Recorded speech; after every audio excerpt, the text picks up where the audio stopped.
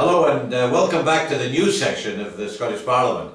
We did have a recall day just over a week ago for a statement on the Megrahi affair, but really we got down to business only this last week. And we had, of course, the major debate on Megrahi, when Kenny McCaskill failed again to answer any of the questions. Why did he go to see Megrahi in prison? Why did the BBC know in advance what he was going to decide? A whole range of questions he never answered. And Labour's case for considering, of course, compassion, but the possibility of ensuring that he didn't go back to Libya, to that adulation which so upset the relatives of the people who died at the awful Lockerbie tragedy. So it was an appalling performance by McCaskill, excellent performances by Richard Baker and Ian Gray for Labour, and a victory for the united opposition against the SNP. But they shrug their shoulders and go on, which is a really appalling undermining of our whole democratic parliament.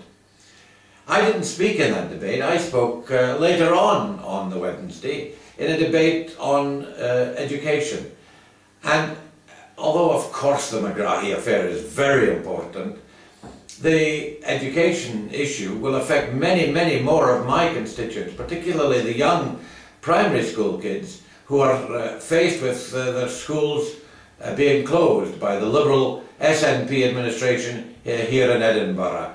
And they've picked 4 schools in deprived areas of the city, which would result in larger classes at a time when the SNP say they want smaller class sizes, and which would make sure that all those teachers who are currently unemployed, over 500 of them, and the probationary teachers who just graduated last year, none of them will get jobs. And isn't it appalling that we're getting larger class sizes with all these unemployed teachers because of SNP Liberal Democrat policy?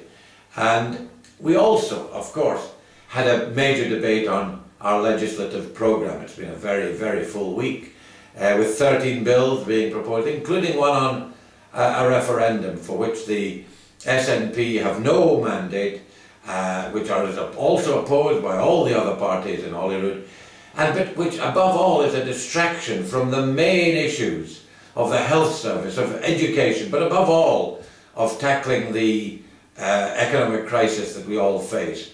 And yet the SNP are wasting time, wasting money, pushing ahead with their ill-thought-out, ill-judged plans for a referendum.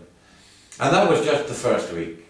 We're going to have very many more weeks, busy weeks ahead of us here in the Scottish Parliament, and I look forward to reporting to you on each of them week by week. Bye for now.